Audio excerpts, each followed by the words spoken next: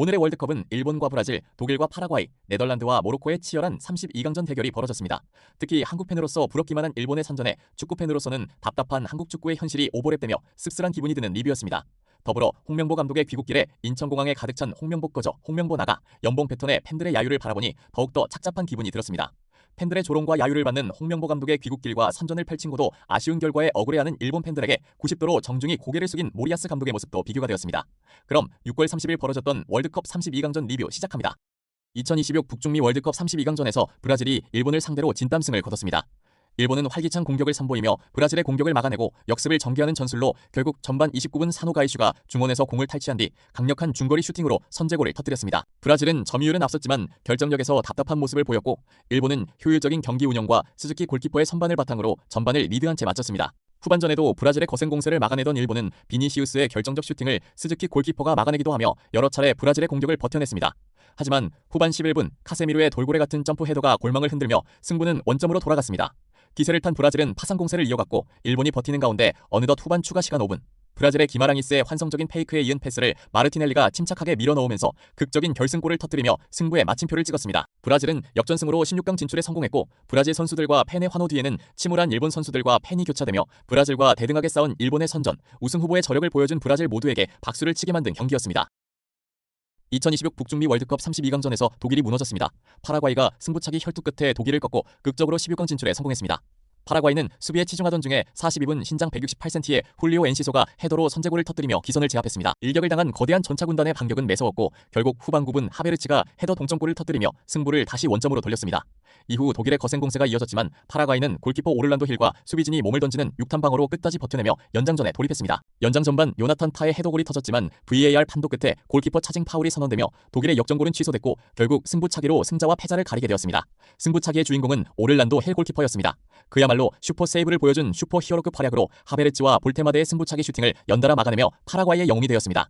패색이 짙었던 독일도 노이어의 선방으로 마지막 희망을 이었습니다. 독일의 마지막 키커 타의 슈팅은 하늘로 솟구쳤고 파라과이는 카날레가 침착하게 골망을 흔들며 승부차기 결과 4대3으로 파라과이가 독일을 물리치고 극적으로 16강 티켓을 거머쥐었고 영원한 우승 후보로 불리는 전차군단 독일의 진군은 멈춰섰습니다. 중미 월드컵 32강전 네덜란드와 모로코의 대결은 모로코가 승부차기로 승리하며 16강 진출에 성공했습니다. 양팀은 전반전에 이어 후반 중반까지 공방을 펼치며 부딪혔지만 결정력 부족과 상대 선방이 이어지며 0대0 무승부 상태로 흘러갔습니다. 하지만 후반 27분 서머빌이 수비와 경합 중에도 끝까지 패스를 건넸고 학포가 강력한 슈팅으로 선제골을 기록합니다. 탈락 위기에 몰린 모로코는 수비수 디오프를 최전방 공격수로 이동시키는 과감한 승부수를 던졌지만 골이 터지지 않으며 애를 태웠습니다. 하지만 후반 추가 시간 수비수 디오프가 헤더 슈팅으로 극적인 동점골을 만들어냈습니다. 이후 벌어진 연장전에서도 승부는 나지 않았고 결국 승패는 승부차기로 넘어갔습니다. 피말리는 승부차기가 시작되고 모로코의 1번 아이나위가 실패, 네덜란드 2번 클라우이버르트가 실패했으며 네덜란드 4번 퀸턴이 실축했고 모로코 4번 하키미도 실축하며 양팀은 마지막 5번 키커만 남겨두고 2대2의 상황이었습니다.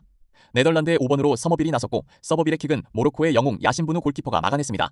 모로코의 마지막 키커 사이바리의 킥이 성공하면서 길고 길었던 승부는 모로코의 승리로 끝이 났습니다. 2022년 4강 신화에 이어 다시 한번 돌풍을 일으키고 있는 모로코. 다음 상대는 개최국 캐나다. 과연 또 하나의 역사를 만들어낼 수 있을까요?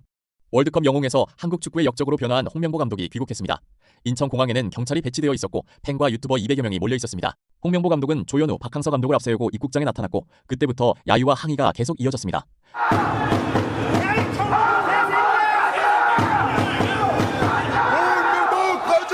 팬들은 북을 두드리며 홍명보 나가, 홍명보 꺼져, 연봉 뱉어내라를 외치며 한국 축구 팬으로서 국민으로서 분노를 표출했습니다. 홍명보 감독은 취재진의 질문에 아무런 답을 하지 않고 빠져나갔고 2002년 이후 처음으로 원정 월드컵 귀국 행사도 열리지 않는 참담한 현장이었습니다.